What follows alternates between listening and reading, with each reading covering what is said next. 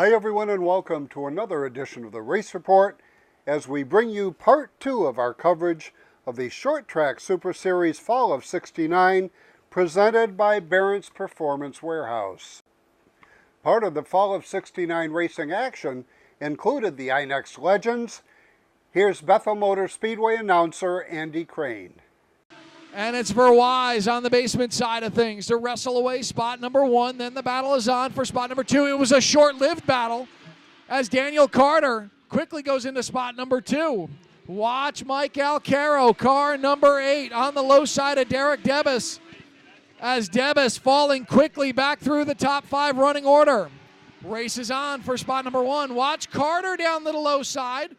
New race leader is going to be Daniel Carter. Watch Mike Alcaro. He's going to try to do the copycat move with car number 8. As down the back straightaway, it's an all crazy 8 battle between Alcaro number 8 and Verwise 88.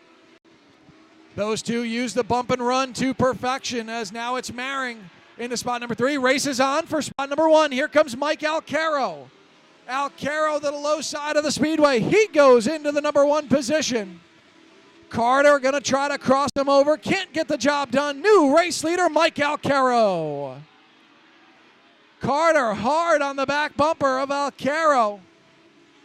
Lets him know he is not going anywhere while all that's going on. Matt Maring, that 860, starting to pull to the back bumper of the maroon racer of Daniel Carter.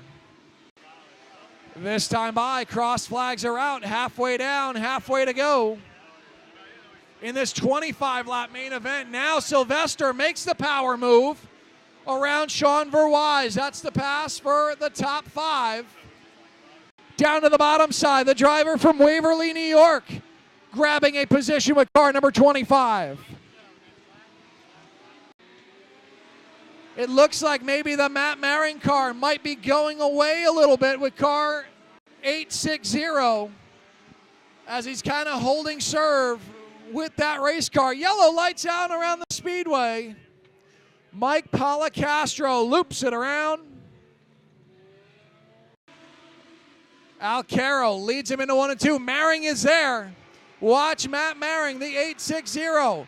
Kind of back it off a little bit, looks to get a run. White flag is out. Here comes Maring down to the bottom side.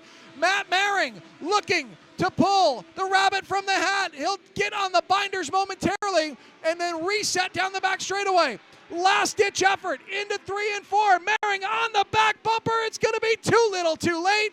Mike Alcaro sweeps the weekend with car number 8. Matt Maring in for spot number 2. Daniel Carter, spot number 3. Derek Debus, spot number 4, and Jim Sylvester rounds out your top 5. 2 Bandolero features were on the Sunday schedule, with Mike Roth scoring the first win and a side-by-side battle in the second between Roth and Brian Rogalski. Thomas and Andy Crane call the exciting finish. Trouble for Monica Deckelman. She'll pull off the racetrack, but watch the battle really starting to brew as Rogalski slid up the racetrack. Here comes Roth now to the bottom side as they are side by side for the race lead with only 2 more laps to go. Mike Roth now leading this lap. Does Brian Rogalski have anything, or can Joey Youngs take it to victory lane this afternoon? Remember, Rogalski was very strong on the outside part of the speedway. Can he make the move work once again as we have 1 lap of racing to go? Rogalski had the lead at the line. What's going to happen down the back straightaway? Final lap of competition. It's Rogalski in the lead. Twin checkered flag set to fly. The drag race is on down to the line. To the line it's going to be.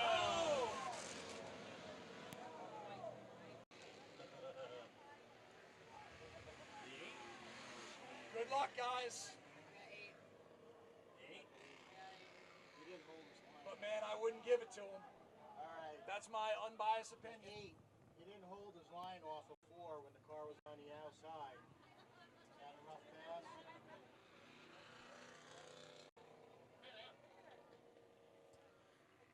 I didn't hear you, Warren.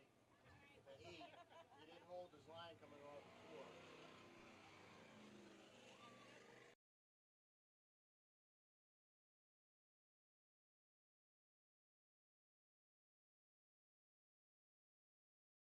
So race fans, the official word from race officials, because of rough riding on the racetrack, your winner, car number 72, will be Brian Rogelski.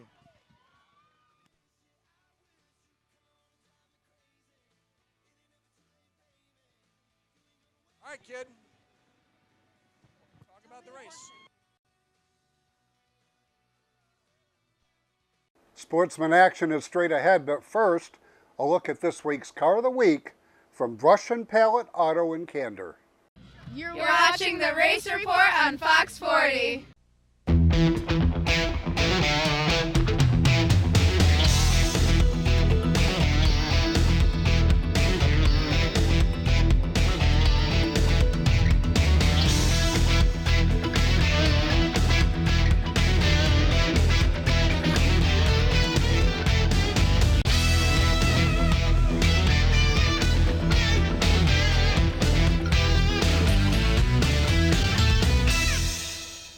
"30 years of satisfied customers. That's the proud history of Brush and Pallet Auto and Candor. We have a large selection of cars, trucks, and SUVs. Here is this week's Car of the Week. We'll give you a $1,000 minimum trade-in, and we have financing options to fit your needs, including a first-time buyer's program. Think you can't afford it? We think you can.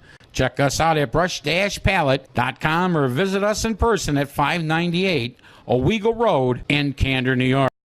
The International Motor Racing Research Center in Watkins Glen will present the 4th annual Michael R. Argetsinger Motorsports Symposium on Friday and Saturday, November 9th and 10th. On Friday, the event will be held in the Media Center at Watkins Glen International from 10 a.m. until 5 p.m., followed by an evening session at the International Motor Racing Research Center on Decatur Street in Watkins Glen. The Saturday portion of the symposium will be held at the Decatur Street location with presentations starting at 10:30 a.m. and continuing until 6 p.m. More information is available at racingarchives.org. Hey car buffs, listen up. If you like them, we got them. And you'll love the Northeast Classic Car Museum. Over 170 cars on display in our huge one-level facility. Whatever the weather, we're open 7 days a week from 9 to 5 in Norwich. Unicorn Electronics in the Valley Plaza, Johnson City has the best pricing and selection of audio, video, and computer cables in the area.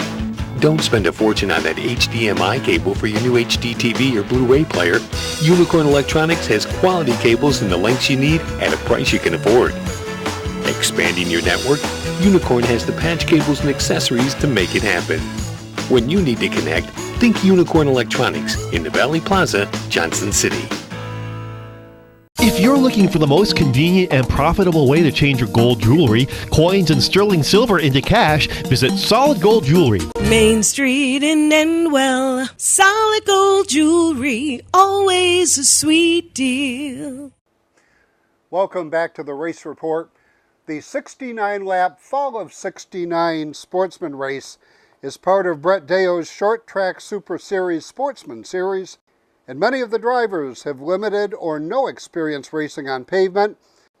For this reason, each driver received the same number of show-up points, making the race at Bethel Motor Speedway an important stop on the schedule with just one series race remaining.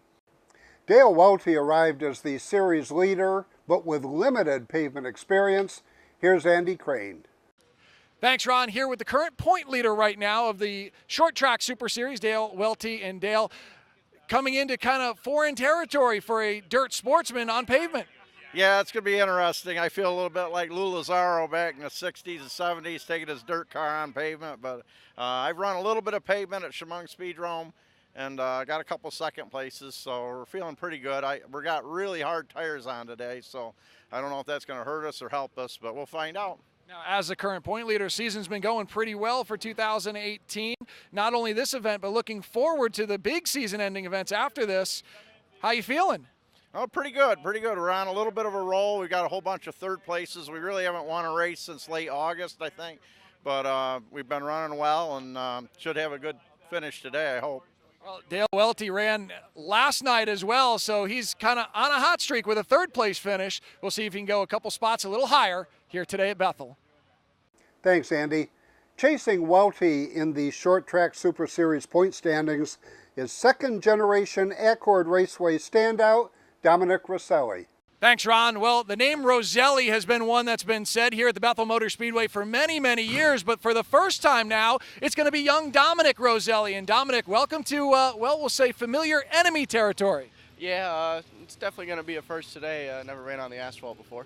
Now, taking a dirt car and changing it over to a pavement-type setup, we've been talking to a couple drivers now, a unique challenge for a dirt sportsman.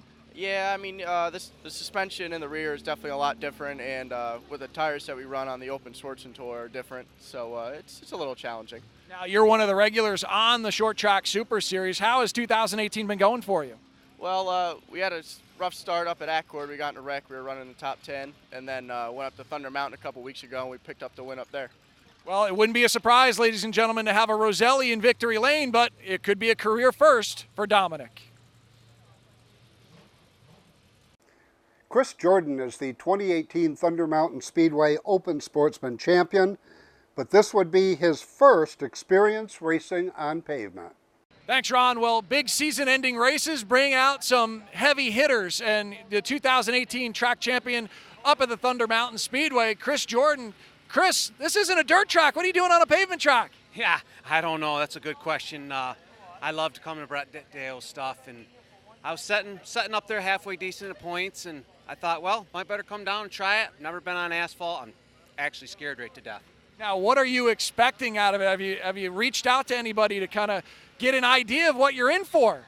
Yeah, I talked to some guys, some friends of mine, and biggest thing they said is get some stiff stuff on your car, lower your car way down, and give it heck, I guess. And I did do some of that stuff, but I don't think I did enough. Well, we'll find out, not only here at the Speedway with the Short Track Super Series, but you had a great 2018 up at Thunder Mountain, not only in the Sportsman car, but also a 600 modified. Had to be a banner year for the 22 car. Absolutely. It was a dream year. I couldn't ask for anything more, and that's kind of the reason why I'm still coming here. I was going to call it a season. Like I said, I looked in my points, and I was doing halfway decent. I haven't been really doing good in the Dale Series, but like, hey, you never know what's going to happen, so keep going. If you try to get one more, let's do it. Well, let's see how Chris Jordan does tonight, ladies and gentlemen, as a pavement rookie out on the Speedway today. Rich Coons has logged a lot of laps at Bethel Motor Speedway, and he was counting on home track advantage to get him to victory lane. Thanks, Ron. Well, this race is going to bring a lot of outside invaders, but some of the hometown regulars are going to look to take some of the big money, and one of those drivers in Montgomery, New York's Richie Coons. And Richie, big event for tonight, 69 laps. Yeah, it's going to be a good one. Stay alive, that's what it's going to be. Now, this 27 car, basically at the midpoint of the season, has come alive. What have you changed to get this car so fast? I just kept working on the setups on the car, trying to get it better for me, that's all. And it's been working. Now, you definitely a veteran of open wheel modified competition, but it was the last couple of years you made the switch over to pavement. What's that transition been like from dirt to pavement? Big change. I mean, I like it better because you don't have to clean the car. That's what a lot of people say. Yeah, it's good for that, but I mean, I like it. I've been on down to Wall Stadium too in Jersey. We go down there every year. We do well down there, so yeah, it's fun. I like Blacktop. I've been down to Mahoney too. That's another track we've been to. That's real fun. Now, this race being 69 laps, it's the longest race we're going to run all season long. What are the changes you have to make to prepare for an extra distance event? Well, basically, you use the same setup, but you got to drive the car a little bit more careful so you don't burn out the right rear, pretty much. I mean, that's what you got to look for. Well, if there's a driver to keep your eyes on, ladies and gentlemen, it's the driver of the West Point Tours car, Richie Coons. Probably the most interesting story of the weekend was that of Jimmy Johnson, who was part of the origin of what was then called White Lake Speedway, but Johnson hadn't raced here in 40 years until now. Here's Andy Crane. Thanks, Ron. Well, there's unique parity sometime for drivers that are making appearances here at the Bethel Motor Speedway, and no more interesting story than the one of Jimmy Johnson. And Jimmy, you kind of were one of the originators of the Bethel Motor Speedway. Well, I started racing karts in 1977 right out of high school, and I ran Oakland Valley and Accord pretty much every weekend. And a buddy of mine, Fred Newkirk, and myself ventured up here to find this track. We heard about it. It was here. We knocked on doors. We found the owner. We had asked him if it was possible we could practice here. He had no problem with it. A few weeks later, we asked him if we could run a couple of events, and he didn't have no problem with it. I don't even remember talking about insurance or anything, but that was different times back then. I met a guy, I worked for Danny Mitchell part-time, and I met this guy, Jay Eastgate. He's passed away a number of years ago, but he had a little money and he was kind of a race promoter. I brought him up here. He loved the place. We cleaned this place up. It was a mess. Did lots of work. And this was like 1979, I would say. So almost 40 years ago. Shortly after that, I got into stock car racing. I got out of the karting business, and I've been racing ever since. And this is my first time back in almost 40 years. So it's kind of a cool little story, really. Absolutely, as one of the veterans of open wheel sportsman racing, being really your first start last night, and now jumping from the frying pan to the fire with a 69-lap championship tonight. Well, yeah, I did. You know, I ran into some luck last night with some guys getting turned around and you know, getting set back for rough riding and everything. I don't think we have the right brake package for here, but it's what I got for this weekend, so we'll just do the best we can. But I was very pleased with a podium finish. Hey, I'll take it. What a story it would be from go-karts to victory lane today in the 69-lap championship. When we return, the green flag flies on the Fall of 69, presented by Behrent's Performance Warehouse.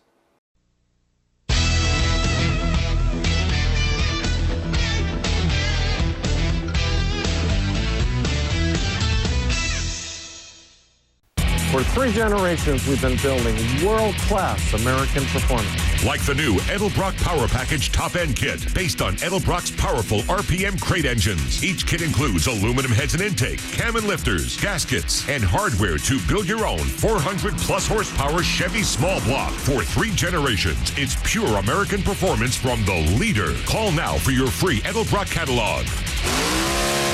Edelbrock makes them right here in the USA. 30 years of satisfied customers. That's the proud history of Brush and Pallet Auto in Candor. We have a large selection of cars, trucks, and SUVs. Here is this week's Car of the Week. We'll give you a $1,000 minimum trade-in, and we have financing options to fit your needs, including a first-time buyers program. Think you can't afford it? We think you can. Check us out at brush-pallet.com or visit us in person at 598 Owego Road in Candor, New York. 98.1 The Hawk, Binghamton's #1 for new country. That means more Luke. I can't move when you move. More Carrie. Now I'll have to hang you out to try. More Jason. Lights come on, everybody screaming. More Keith. Blue looks good on the sky. More Blake. Glenn and Tracy in the morning, Binghamton's #1 for new country. 98.1 The Hawk. The International Motor Racing Research Center in Watkins Glen will present the 4th annual Michael R. Argetsinger Motorsports Symposium on Friday and Saturday, November 9th and 10th. On Friday, the event will be held in the Media Center at Watkins Glen International from 10 a.m. until 5 p.m., followed by an evening session at the International Motor Racing Research Center on Decatur Street in Watkins Glen. The Saturday portion of the symposium will be held at the Decatur Street location, with presentations starting at 10:30 a.m. and continuing until 6 p.m. More information is available at racingarchives.org. If you're looking for the most convenient and profitable way to change your gold jewelry, coins, and sterling silver into cash, visit Solid Gold Jewelry. Main Street in Endwell, Solid Gold Jewelry, always a sweet deal. Welcome back to the Race Report. Time now for the green flag to fly on the 2018 edition of the Fall of 69, presented by Behrent's Performance Warehouse. Calling the action are Andy Crane and Jeff Allen. 69 glorious laps. The Fall of 69. Bob Upper Sportswear Short Track Super Series. Warren Olson looks them over. Here they come. Double green flags fly, and 2 regulars battling it out at the front of the field already. Watch Rick Mill on the outside part of the Speedway, side by side with Richie Coons, and it's Mill who dares to drive it in a little deeper, looks for the race lead, but Coons too strong on the bottom. Side-by-side battle for the lead down the front straightaway into the corner. Coons is battling down the back straightaway with Rick Mill for the number 1 spot. Watch Richie Coons now settle in the spot number 1. Dominic Roselli back there in spot number 3. Then the gaggle is on for 4th on back. Watch Dale Whiteley does the 123, the current point leader, now finds himself in spot number 4. Coons leading the way.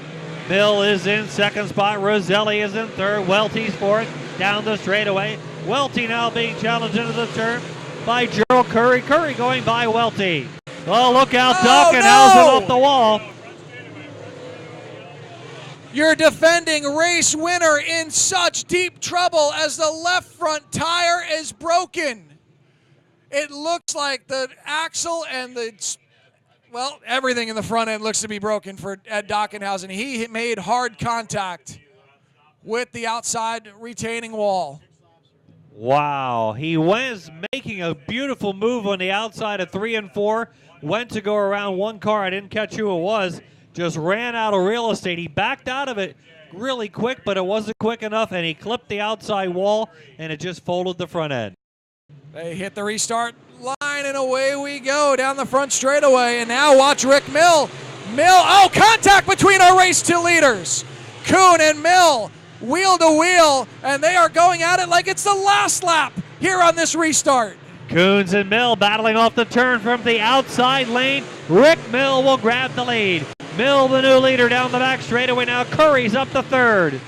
Here comes your leader down the straightaway. Mill 1, Coons is 2, Papula 3, Roselli 4, Welty 5. As top 5 start to separate themselves from everybody else as the Barnes, one car, that's Chris Jordan, sliding out of shape, touching the wall. Contact between himself and the 272 of Chris Cook. As everybody remaining clean and green out there as race leader in the deep heart of lap traffic. Trouble right now for Dale Welty, the current point leader of the Short Track Super Series, as he has a shock that is broken off the left front. As some of the heavy hitters go in pit side early, and they run down the front straightaway. Here comes Bill Papula. Look at Papula, look for some. As Brian Jones, hard contact. So Dan Dullen pit side with the par 5 landscaping car. And Brian Jones able to refire and move from the accident scene. And Richie Coons made contact, and Bill Papula. What a tough break for the fastest school teacher in the East, who was one of the fastest cars on the racetrack. The yellow lights are out, green flag is out, and we're racing down the front straightaway. Back to racing, green-white checker coming up. Richardson has one more shot at the leader. Down the back straightaway, Rick Mill leading, coming to the white flag. Last lap of racing action. Rick Mill can see victory lane in front of him, but Richardson looks for the last-ditch effort. Down the back straightaway for the final time. Checkered flag set to fly, and the winner of the Fall 69 is going to be Rick Mill. Jeff Richardson in for spot number 2. Richie Kuhn, spot number 3. Kyle Redner, spot number 4. And Dominic Roselli in his first ever start here at the Bethel Motor Speedway rounds out your top 5.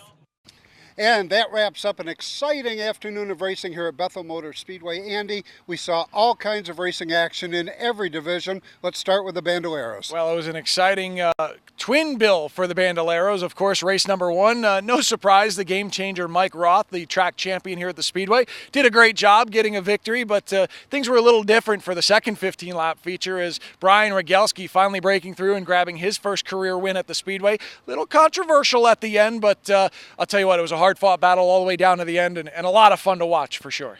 And the legends, there weren't as many of them as I had expected, but what a show they put on.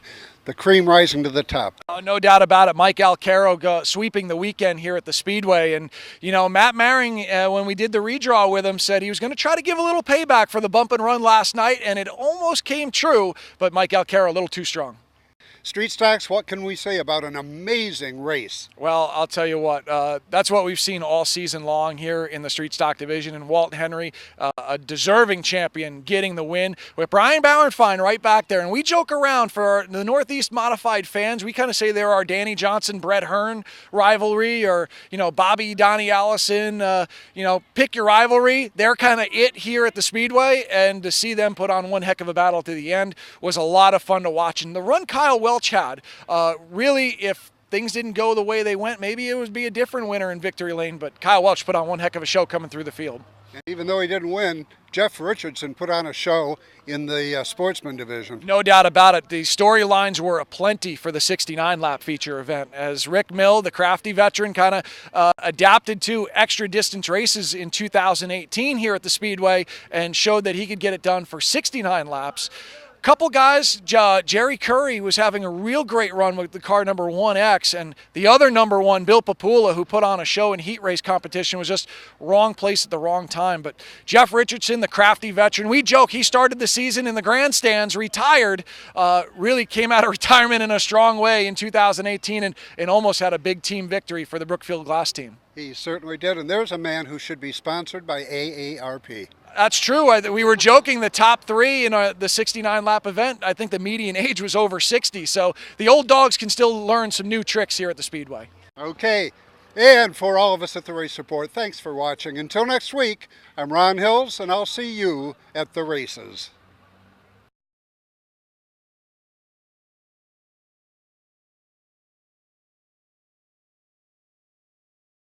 Green flag is out. Skelly feeling the pressure once again from Walt Henry as Henry dips up to the outside. Look at Henry cross him over. He has a run down the back straightaway as they go into corner number 3. Henry again putting the pressure on Skelly. Bauernfein and Meltz right there off the corner. Here comes the battle for the lead. Could the car be going away on Kevin Skelly? Here comes Walt Henry now down to the bottom side, racing for the race lead. Skelly gonna slam the door, but watch him drive in deep. The car definitely going flat tire for Kevin Skelly. Skelly's got problems. He can't hold the bottom lane. Henry drives by for the lead. Bauernfein now in second spot. Skelly back to third. Watch the battle between the two, Walt Henry and Brian Bauernfein. How could you write it any better as Bauernfein going to look for the race lead going into corner number 1. Lap traffic again already. Here they come down the back straightaway. Welsh now going by Meltz. He'll go to 4th. And Henry, who was putting all the pressure on Skelly, he's now being pressured from behind by Bauernfein. The chaser is now the chasee as watch Brian Bauernfein drive it in deep underneath Walt Henry and contact trouble.